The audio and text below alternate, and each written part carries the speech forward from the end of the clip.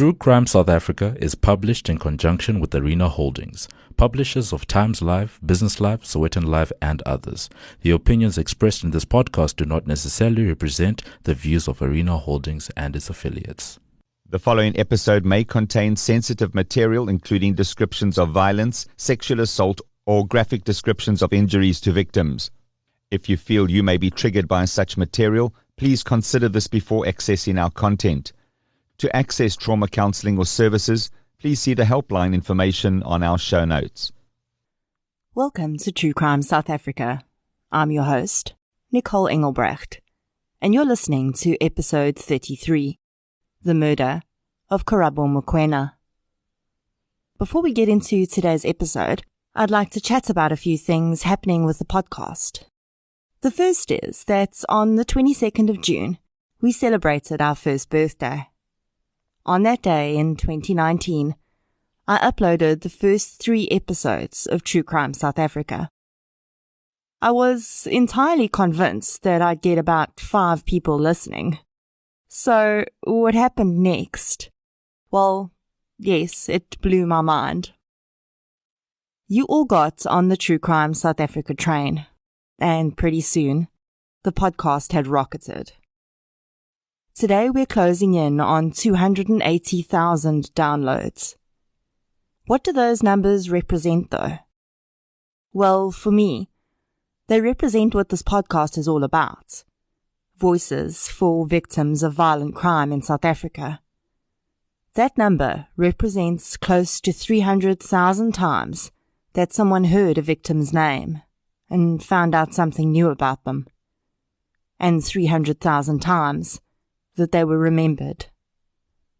For the unsolved cases like Marie Ostbo, Amahle Tebete, Tracy Thompson, and Connor Isaacs, that number represents 300,000 opportunities to have witnesses come forward and trigger the right conscience. I've met some of the most phenomenal people in the last year from all walks of life. And I've had experiences that I never thought I would have. I'm not nearly in a place where I can do this permanently yet, but the other work I do now is far closer to what I want to be doing than ever before in my life. I'm not going to turn this into a motivational talk, but I would like you to know that if you have a dream you want to achieve, it really is never too late.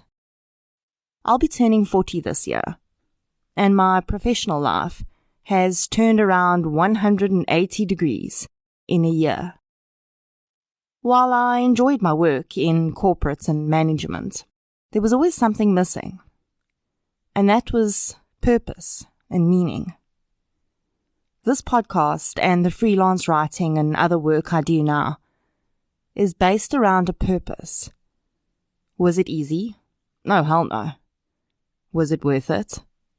Without a doubt. So before I waffle on too long, I want to say thank you to each and every single person listening, because you've contributed to the success of this podcast every single time you listen. Oh, by the way, in case you missed it on social media, True Crime South Africa even got its own birthday cake. One of our listeners, Cindy van den Broek, made the podcast its very own cake. I was seriously blown away with the gesture, and I want to take this opportunity to thank Cindy again. When I saw the cake, I thought it looked professionally made, but I thought that maybe Cindy was just a really good baker. Then on Instagram, I figured out that Cindy is actually a professional baker. So her business is called CVDB Designs, and she makes amazing cakes. And she also does baking workshops. She's located in Bryanston, so if you're in that area and looking for an amazing cake designer, I highly recommend Cindy. Please note that Cindy is probably going to kill me for putting this out onto international airwaves, and she had no idea I was going to do this. Another exciting thing that's just happened is that listeners can now get True Crime South Africa merchandise. Instead of going the traditional route and ordering a bunch of t-shirts and forcing everyone to wear the same thing, I decided to give you guys the opportunity to personalize your own merch by using a company called Personalized for You for South African listeners. I chose to do the merch this way to begin with because I think it's pretty cool that you can pick your own design, cut and color, and also because it frees me up to focus on podcasts and not have to run around posting t-shirts. The Personalized for You merch platform is for SA residents, and as 40% of my listeners live outside South Africa, I could not forget you, so I've opened a TeePublic store for our international listeners. I'd also like to thank our new Patreon members, Jeanette Ferreira, Penny Wilson, Jason Sher, Ajit Singh, and Balikan Mashabane for signing up to support the show on Patreon, as well as Christelle Donovan for her contribution through PayPal. All of your support is greatly appreciated. If you're able to support the show on Patreon or PayPal, I'll leave the links in the show notes. As always, any form of support is greatly appreciated, and it doesn't have to be financial. Sharing of shows, inviting your friends to listen, and interacting on our social media platforms are just as important.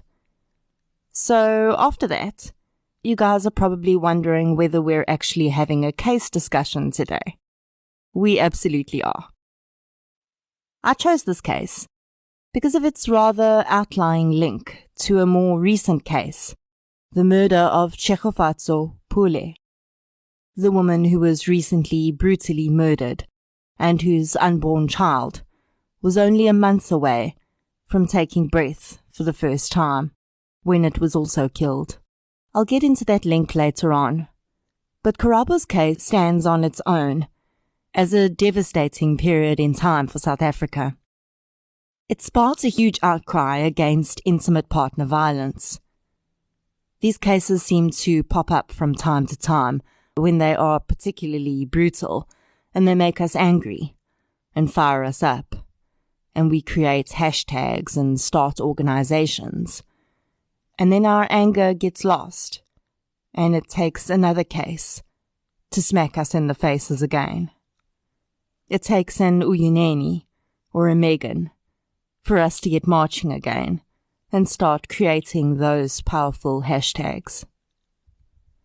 Maybe we need to stop waiting for the most horrific case we've ever heard of, and maybe we need to start focusing just on that victim for as long as it takes. Because that one victim is enough. And that one victim is already too much. So today, I will tell Karabo's story. And she won't have to be an icon for a movement. Because she was Karabo. And that was enough. Even with success, people are not interested in where you come from. No one wants to know you're from Soweto, you were raped. No. People just want to know how you overcame it. You can give us your problem from A to... People just want to know the solution. Yo, you went through this, and therefore, how did you come out of it? No one wants to know it's okay. Mina, how you saw no. Stop playing victim. That was the voice of 22-year-old Karabo Mokoena. And I don't think I have to underline how feisty she was. That is the voice of a strong, intelligent woman who was just starting out in life. The Mokoena family strike me as really close-knit. Karabo was a part-time business studies student in 2016, and she was living with her parents and siblings in Soweto, South Africa. She was described by her friends as an absolute joy to have around, always happy and always at peace with herself. Photographs of her show a stunningly beautiful young woman who's comfortable in her own skin. A woman who Karabo would go to for spiritual advice, Dr. Adele Chale, said that when she met Karabo, she, quote, looked at her the first time and thought, this child is going somewhere. She had dreams, beautiful dreams. She had strength which was unimaginable, end quote. Karabo was really close to her sister Bontle, who describes her as outgoing and sociable. The sisters shared a room up until the day that Karabo left her parents' home and never returned. The sisters also shared a dream of starting a charity foundation, and they'd been toying with the idea of starting an NGO. Bontle says that her sister had a huge amount of compassion for others, and she was truly beautiful, inside and out. It would be this strong relationship with her sister and family that would make it even stranger that when Karabo found herself in trouble, she didn't fall back on that extremely strong support network. In October of 2016, Karabo met a 27-year-old man called Sandile Manso. Sandile was the father of 3 small children, who were all still toddlers at the time, but he'd become estranged from his wife. The reason for this breakdown in his marriage has never been brought to light, and while it may have just been the pressure of having 3 young children in a short space of time, when one considers this man's later actions, it's difficult not to wonder if there was more to their estrangement. Sandile had graduated with a degree in graphic design, and according to his Facebook profile, he'd worked for a few design companies in the past.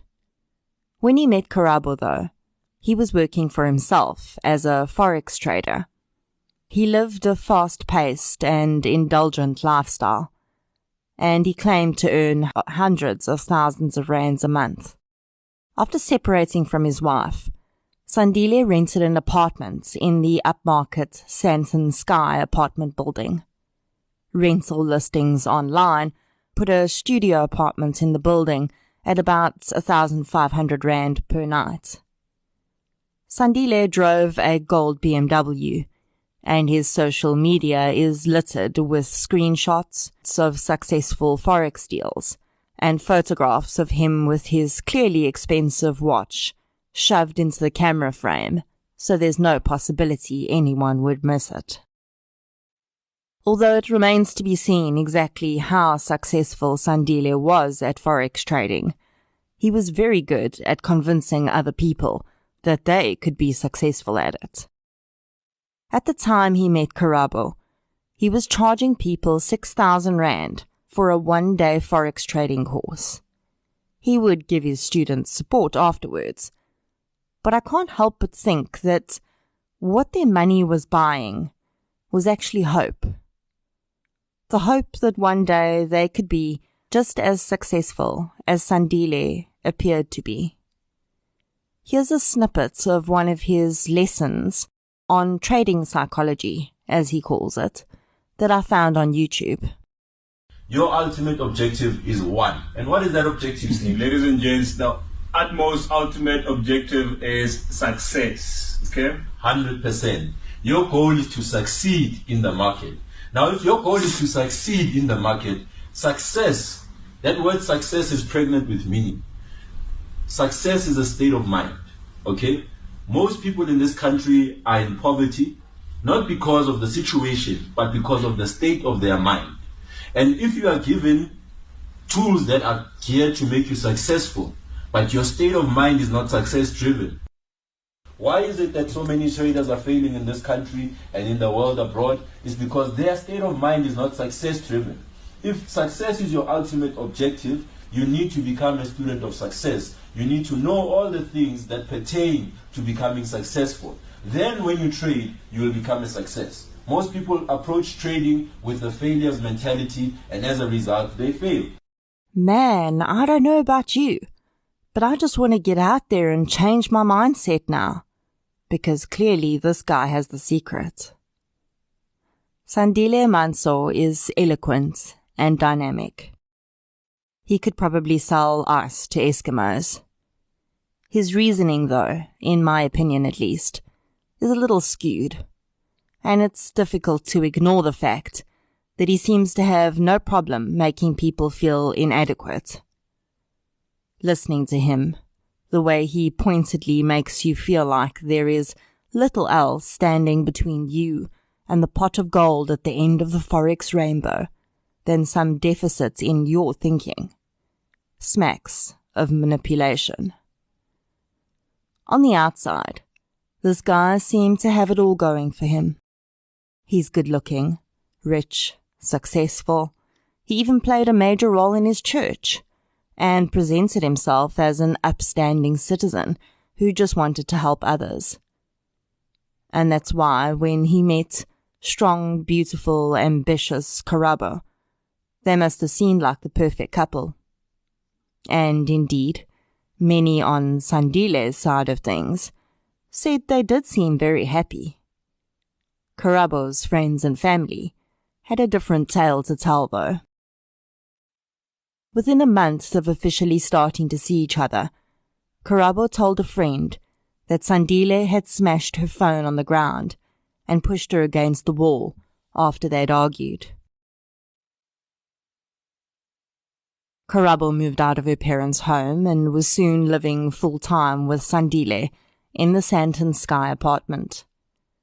Her mother, Lolo, recalls telling Karabo that their home would always be her home too, and she could come back whenever she wanted to. The relationship was rocky from the very beginning, and there seemed to be only very short spurts of calm between the storms. Christmas 2016 came and went, and in the run-up to Karabo's birthday in March 2017, the violence from Sandile seemed to intensify. It was during this period that Karabo started sending photographs of bruises to her friends and voice notes describing Sandile's behavior toward her. Friends warned her to get out of the relationship, but they said that she seemed to be under a spell. Their strong-willed, smart friend was continuously willing to give Sandile a second chance. One said that it seemed like Karabo would do anything for the man. It was in February 2017 that Karabo's family became aware that her relationship was abusive. Her mother told her to get out of the relationship, reminding her that she had a safe place at home. It's difficult to say exactly what was going on in Sandile's head at this point, but I did find it interesting that this usually avid social media user last posted on Facebook in February that year as well. It would be in the following months, on Karabo's birthday, the 27th of March, that the turmoil between the couple would come to a boiling point. The Mokoena family and Karabo's friends were unable to reach her on the morning of her birthday. Eventually, later that day, she made contact, explaining that she was in hospital. Sandile had smashed her phone, and she'd been unable to contact them. He had beaten her viciously the previous night, leaving marks around her neck. He seemed to have struck her directly in the eye, because her eye was completely bloodshot. Photographs showed bruising all over her face and on her legs. This is when her mother Lolo made a frightening prediction. I told her straight, Karabo, Sandile is going to kill you. You can't go on like this. This is not toxic relationship. I don't know what to call this. No, this one, I know. I told her. But you know our kids. Karabo's brother eventually convinced her to lay a charge of assault against Sandile. She arrived at Morningside Police Station, fully prepared to do so, and was surprised to hear that Sandile had got there first. On the morning that Karabo had been in hospital, Sandile had laid a charge of assault against Karabo, claiming that she had beaten him. Let me be clear here and say that the concept of a woman being an aggressor is not a ridiculous one. It happens all the time. But if Karabo was the aggressor, it fails to explain why she looked like she'd been viciously assaulted and Sandile didn't have a mark on him. Sadly, Karabo's family would later say that the policeman that Karabo had wanted to open the case with had asked her to reconsider because they didn't have time to investigate counterclaims between angry lovers. Just a month later, they would be investigating something far worse.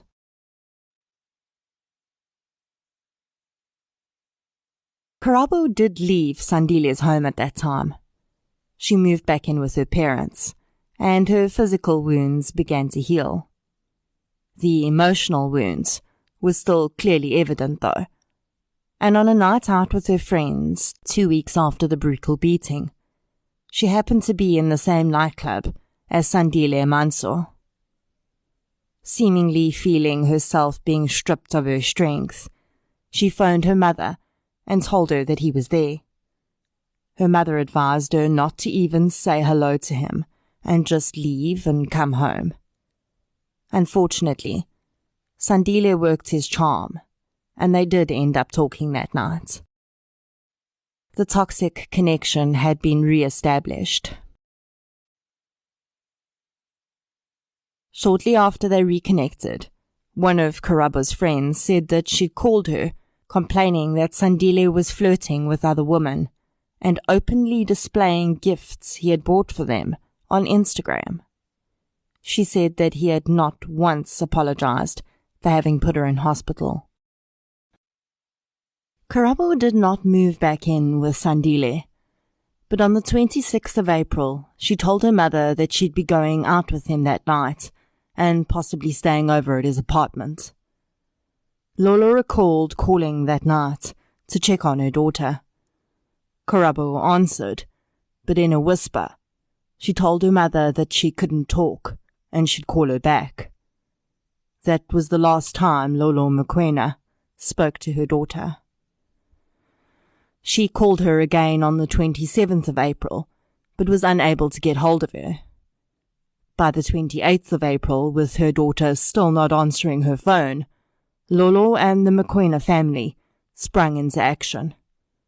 They spoke to friends of Karabo, who said that they had seen her at a club with Sandile on the evening of the 27th of April. The couple had a fight and had stormed out together. That was the last time anyone had seen her. Lolo called Sandile, and he seemed surprised to be hearing from her. He said he had no idea where Karabo was. She'd left his apartment the previous day. During this period, inquiries by the Mokoena siblings at the Sanson Sky building led to them being handed Karabo's identity book and passport. Cleaners had found the items in a dustbin. On the 30th of April, the Mokoenas managed to report their daughter missing, despite having tried to do so for 2 days. The reason for the difficulty in registering the missing persons case is unknown. Karabo's friends launched an enormous social media campaign to find their friend. Lolo continued to call Sandile, asking him whether he'd heard from Karabo, and sometimes outright asking him what he'd done to her. She said that during one phone call, although she said nothing about her daughter possibly being dead, Sandile had said, quote, "Mamzo, I don't know where Karabo is, but I didn't kill her." End quote. Now, I don't know about you, but if someone asks me where my husband is, and I say, I don't know, there's no reason for me to follow that up with, but I didn't kill him. On the day that Lolo was able to register a missing persons case for Karabo, the police accompanied her to Sandile's apartment to question him. When they arrived, he wasn't there. The policeman called him and he said he'd only be able to see them around 9 o'clock that night. Lolo said they'd wait. While they waited for Sandile, the police asked security for the CCTV footage over the days that Karabo was last seen. This would become vital evidence in this case. Sandile eventually arrived at 9:30 and started off by saying that Karabo had left his apartment and he didn't know where she was. He then said that he thought she may have gone to London. Clearly that was not possible if her passport had been in the dustbin. Sandile was taken to the police station for questioning, and Lolo accompanied them. She waited in reception for any news of her daughter. She recalls that after some time had passed, a female police officer came into reception and asked her to accompany her to an office. In that office, Lolo Mokoena received the worst news of her life. Sandile Manso had just admitted that Karabo was dead. Sandile would go through many versions of what he claimed had happened to Karabo, but he denied killing her. He did admit to having removed her body from his apartment and said that he dumped her in Bramley. Sandile hadn't just left her body on the side of the road, though. He admitted to pouring pool acid over her body, placing a car tire around her neck, and then dousing the tire with petrol and setting it alight. He agreed to take police to her body. Sandile was taken by Morningside police officers to the place where he said he had burned Karabo's body, except there was no body there.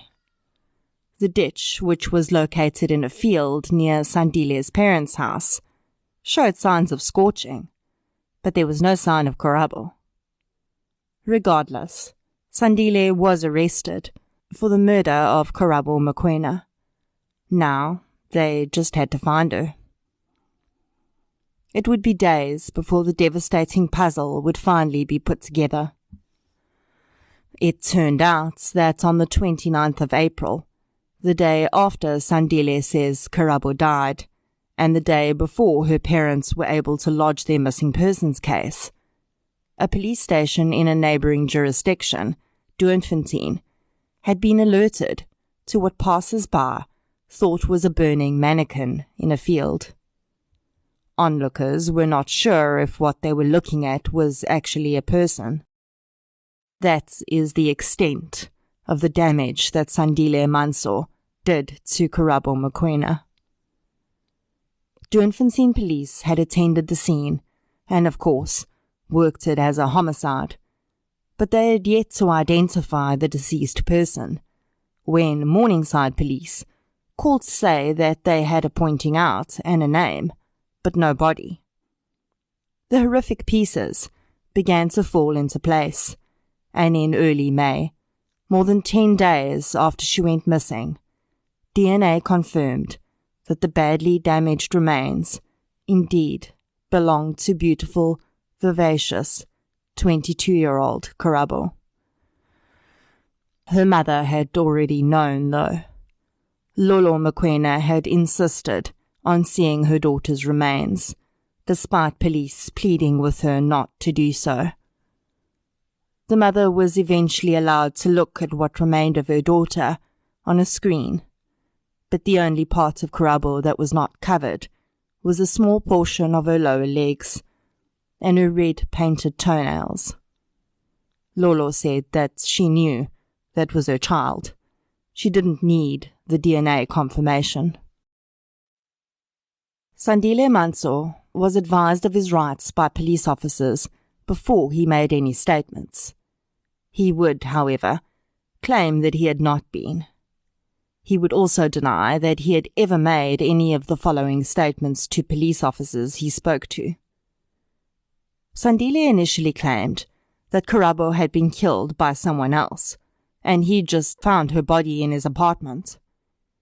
He said that because he'd been accused of assaulting Karabo before, he was concerned that people would try to pin the death on him, so he disposed of her body.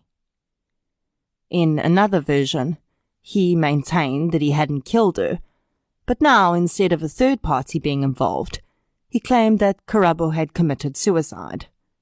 In an attempt to support this version, he claimed that Karabo had tried to commit suicide before, and he and a security guard had saved her. As if these stories weren't bizarre enough, one of the detectives would later testify that Sandile had told her that Karabo had sacrificed herself to break a curse on them. He claimed Karabo had introduced him to a man she called Master, and this man had conducted a blood ritual between them several months before. The ritual was intended to bond them for eternity and to ensure that their pairing would bring about great financial success for both. Sandile said that there was one catch to the ritual, though. If they ever broke up, one of them had to die. Otherwise, they would both be cursed forever. Karabo had therefore decided to take her own life on the 28th of April by stabbing herself in the neck. He said that she'd done this while he was out, and he'd returned to find her dead body. He said he'd gone downstairs and retrieved a rubbish bin on wheels and used it to transport her body to his car boot. He'd then driven to his parents' house, picked up a tire and pool acid, as well as a 5-litre container, and then gone to a petrol station to fill the container, and then carried out his gruesome burning and desecration of Karabo's body. By the time the trial came around, Sandile denied ever mentioning this ritual and instead continued on with the version that Karabo had committed suicide for reasons unknown, and he'd simply disposed of her body because he was afraid he would be accused of her murder. Of course, none of these versions accounted for the fact that he had set out to completely destroy her body. That is something that is common in intimate partner violence, though. If you're going to leave me, then I am going to destroy you, not just kill you. I am going to remove every trace of you from this earth, and your family will not even have a body to bury, because you belong to me, and if I can't control you, then no one will have you, dead or alive. The ritual theory didn't want to go away, though, because one of the policemen who'd seen Karabo's body in situ insisted that many of her organs had been removed. A manner of death for Karabo Mokoena was actually never determined, partially due to the severe damage done to her body, and partially, at least according to this policeman and some other sources, because many of her organs were not present. Further information regarding this aspect has never been released to the public, but I can tell you that during my research, I unfortunately stumbled upon a photograph of the upper part of Karabo's body. It is something I wish I hadn't found, but honestly, it gives me more questions than answers about the sources who speak about missing organs. The tire appeared to have been burned around Karabo's neck and upper shoulders, so most of her face was destroyed, except for the very top, and from what I could see, there was very little tissue left in the chest and trunk area where these organs would have been. It takes a very hot and sustained fire to completely destroy a human body, and Sandile certainly did not achieve that. He did, however, pour pool acid over her prior to setting her alight.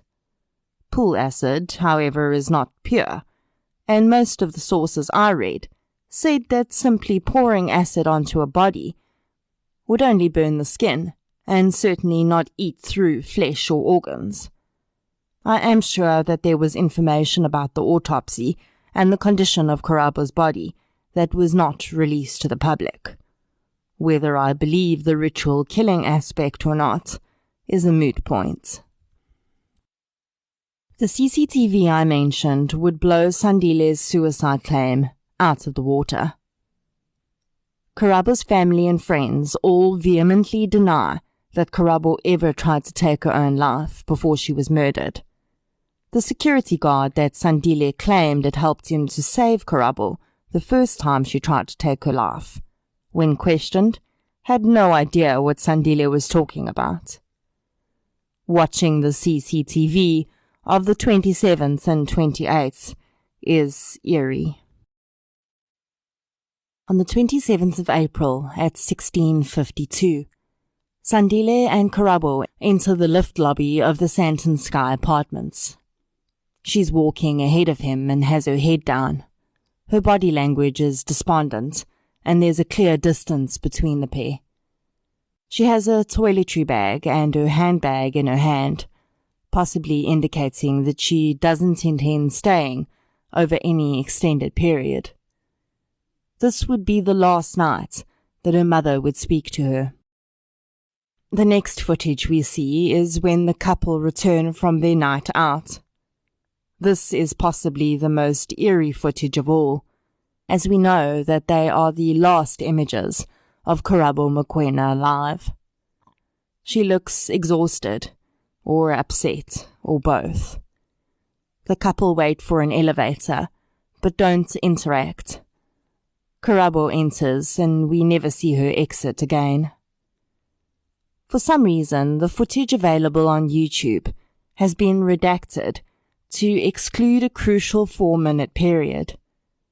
During the trial, Sandile claimed that he left the apartment around 6 p.m, and that this was when he'd returned to find Karabo dead.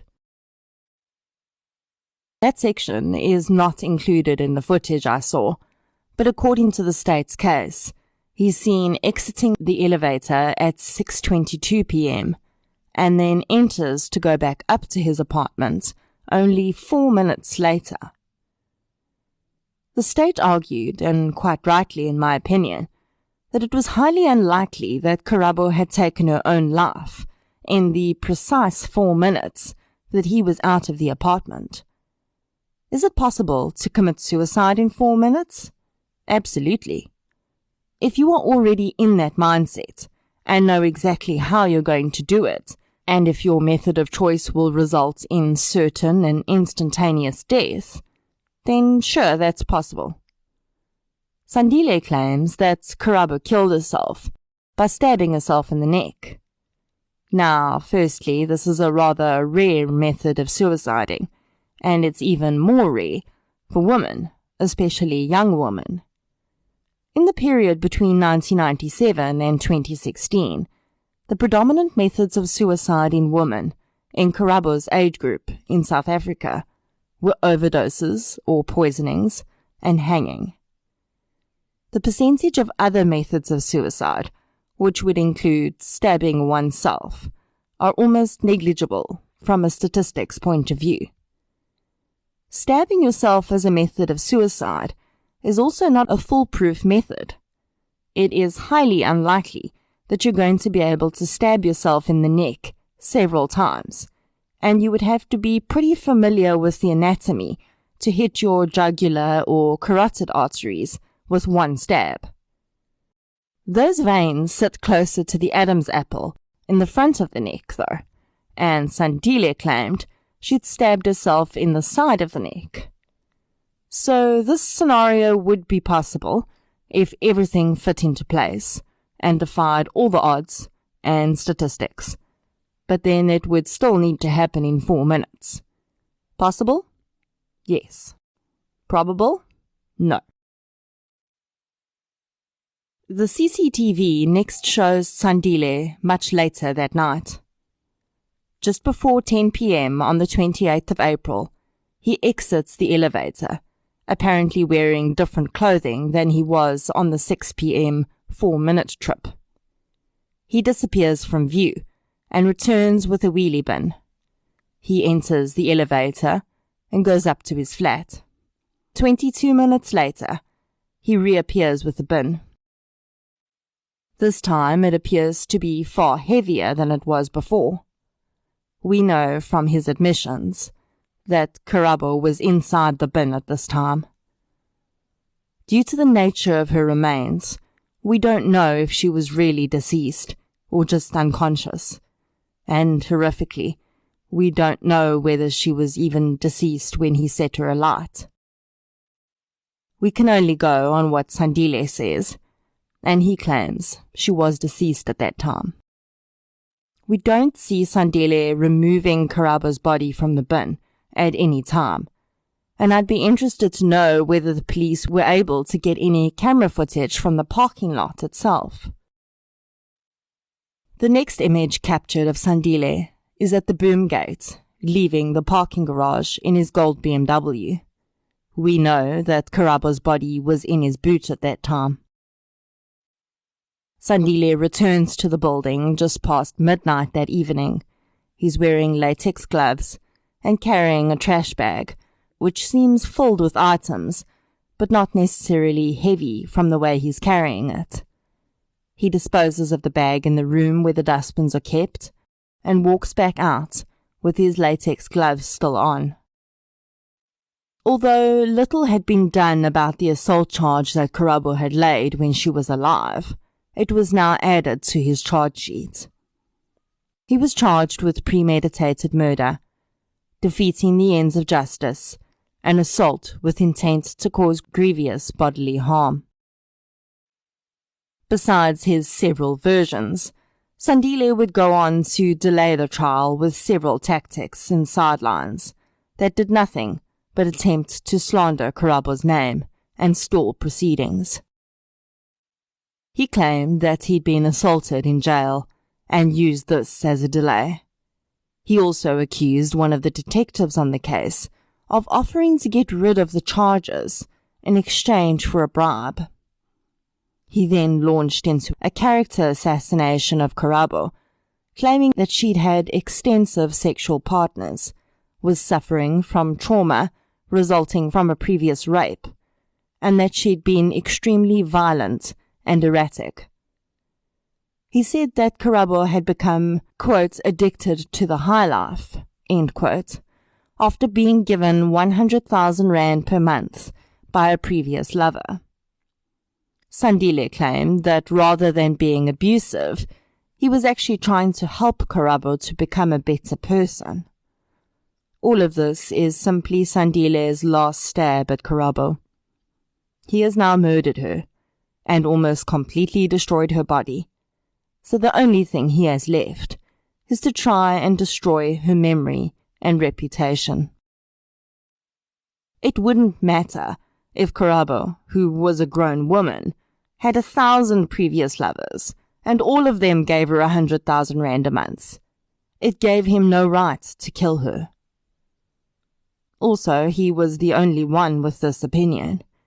Every other person who spoke about Karabo said that she was confident and passionate, but no one said anything about her being violent. In his statement, Sandile said, quote, "Her family knew the nature of our relationship. They knew that I was a positive influence in her life. All these things about homes and stuff. I inspired her to start those things. I was the one who was helping her set up the NGOs. I have experience in setting up NGOs. I tried to be a positive influence in her life, but it's unfortunate that I came into her life at a point when things were really bad. Maybe I am guilty of trying to build a person and being the last one there when she collapsed. The truth of the matter is I tried my best to make the best of the opportunities." End quote. So besides clearly living in a narcissistic dream world and being obsessed with the word I, he's trying to speak for Karabo's family here. Yes, they did know the nature of your relationship. Her mother said that she didn't see any love between you and begged her daughter to leave you. Her brother convinced her to lay charges against you, and her family immediately suspected you of killing her when she went missing. That, Sandile, was the nature of your relationship.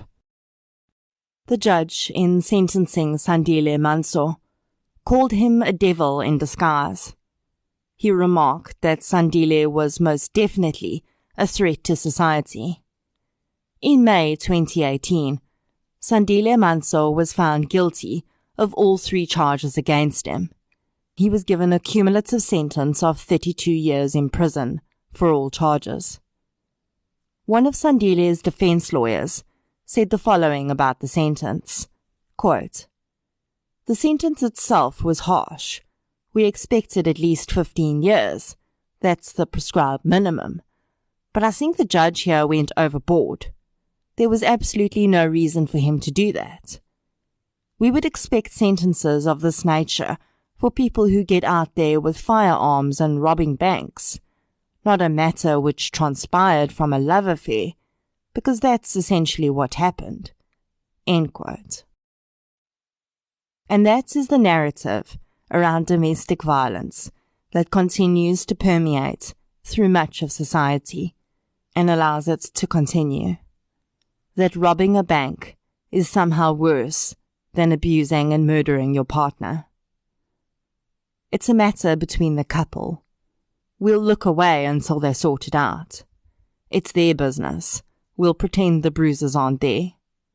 It's a lover's tiff. We don't have time to investigate counterclaims of assault. We don't have time. We don't have interest. We don't see the point. Until a 22-year-old woman ends up in a felt with a tire around her neck. Then we suddenly have all the time and interest in the world. Sandile's lawyer was, of course, just working his way up to an appeal.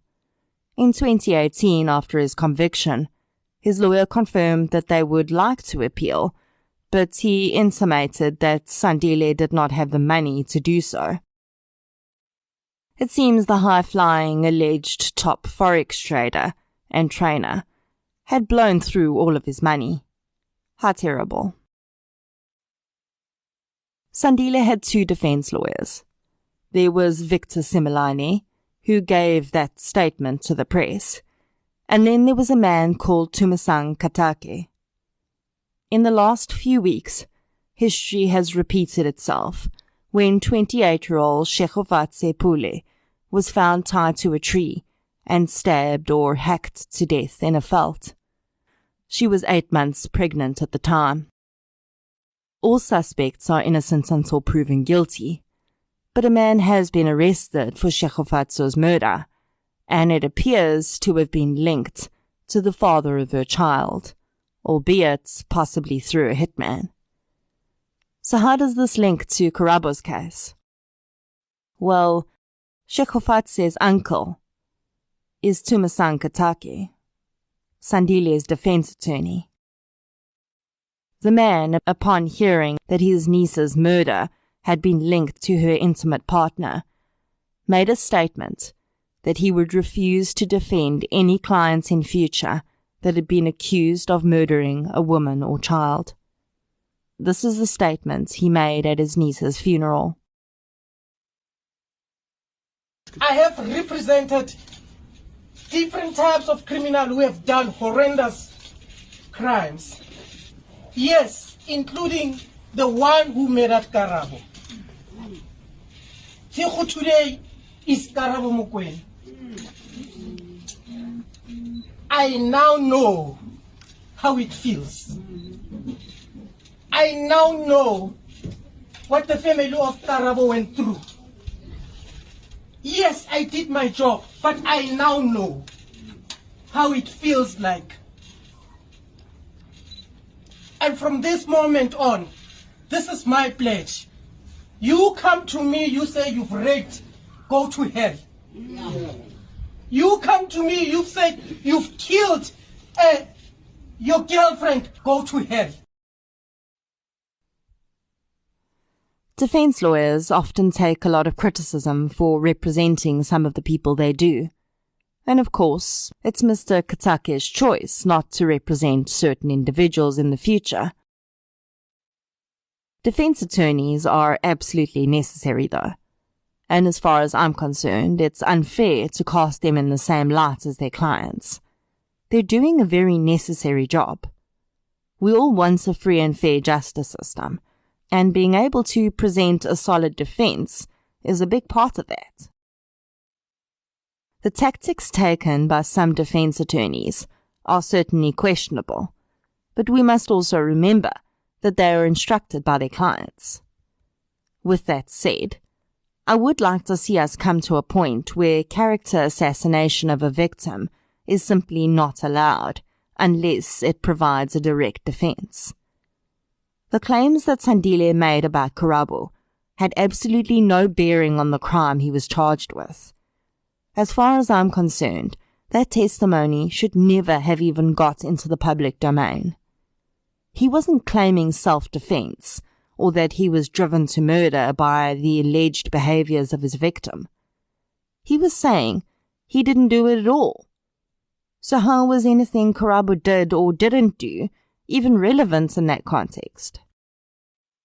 This is something that is addressed in an episode of the podcast, Real Crime Profile.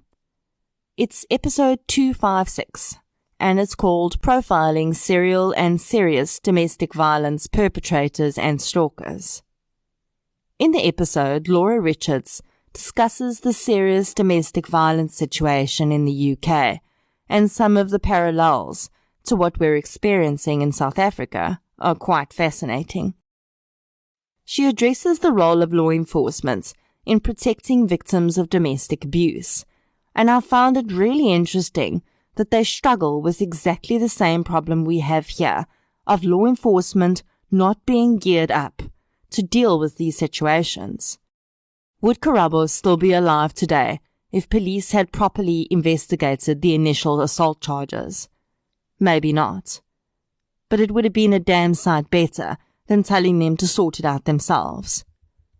These sorts of counterclaims should be red flags to police, in my opinion.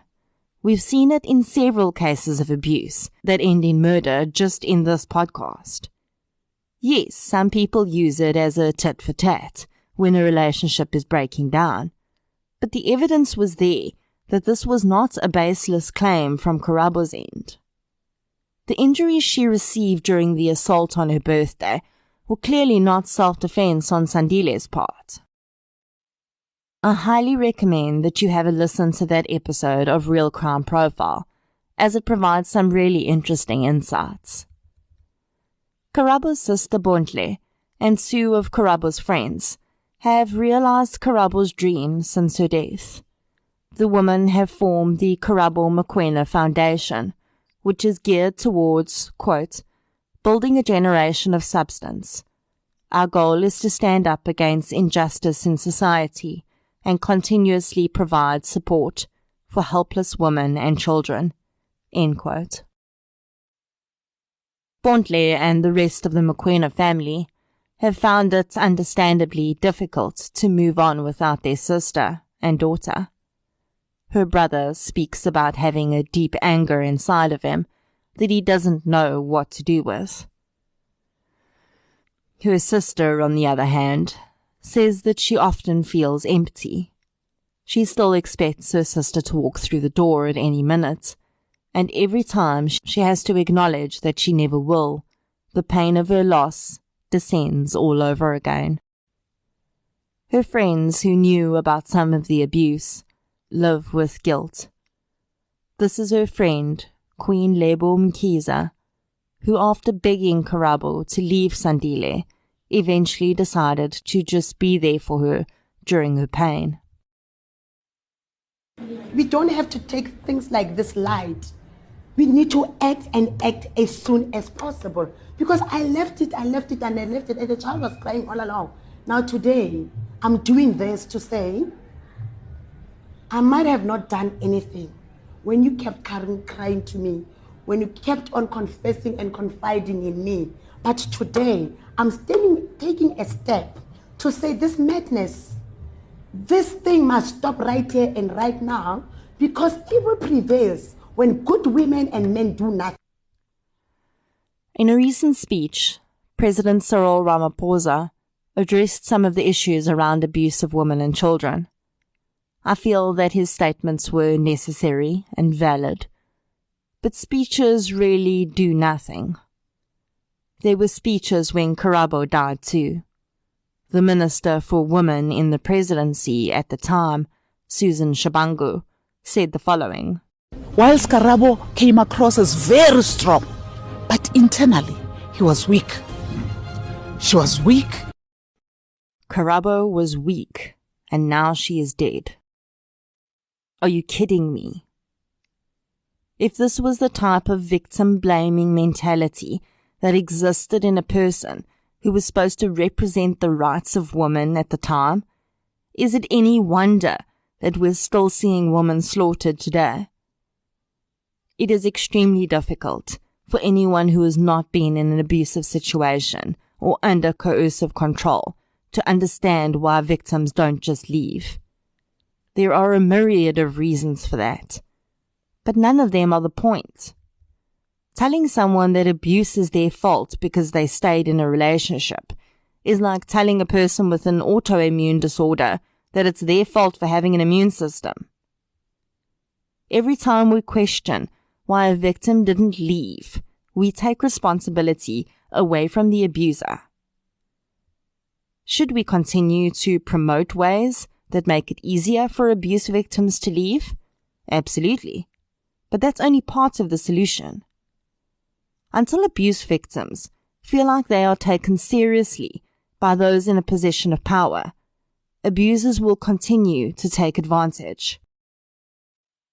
Sandile Manso was given the green light to continue the day he put Karabo in hospital and nothing happened to him. So we can come up with all the hashtags we want, and we can be as angry as we like. But until the deep core of our mentality as a society, not even a country, shifts from outrage after the fact to implementation of preventative laws and policies, we will continue to find 22-year-old girls in fields with their bodies decimated. We will continue to find heavily pregnant women tied to trees and savagely stabbed. Karabo Mokoena was not an icon of change. She was not a hashtag or a foundation, an episode of a podcast, or an article in the newspaper. Karabo Mokoena was someone's daughter. She was someone's friend and someone's sister. Sandile Manso didn't see her as any of those things. He saw her as a possession. She was a trophy to add to his collection, like his gold BMW and his expensive watch.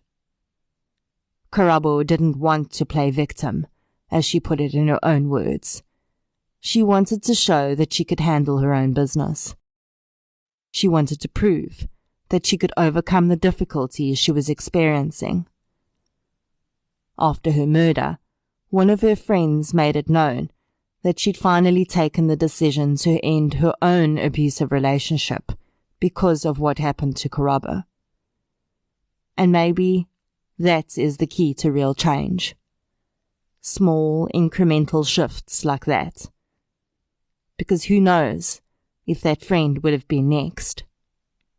And who knows who else may be next?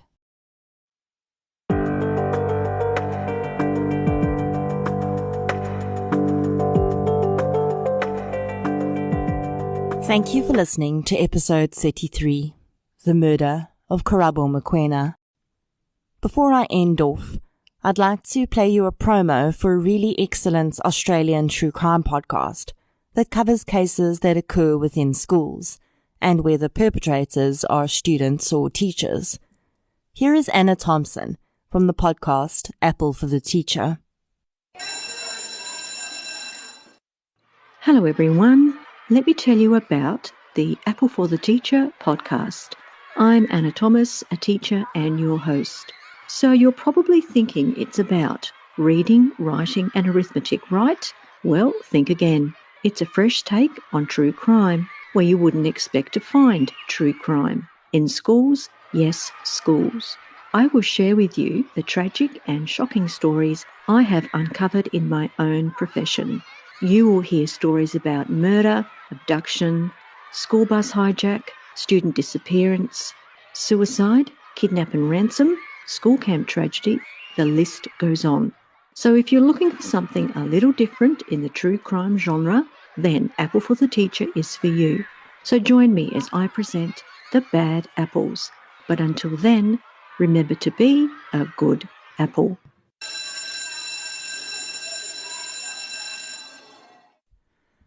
If you enjoyed this episode, please be sure to subscribe to the show on the platform you're using to listen right now. You can also follow us on social media. We're on Facebook, Instagram, and Twitter. Fans of the book Blood on Her Hands by Tanya Farber should definitely listen out for next week's episode, as I suspect you may be interested in what I'll be covering. Until then, as always, thank you for your support, and I'll chat to you soon.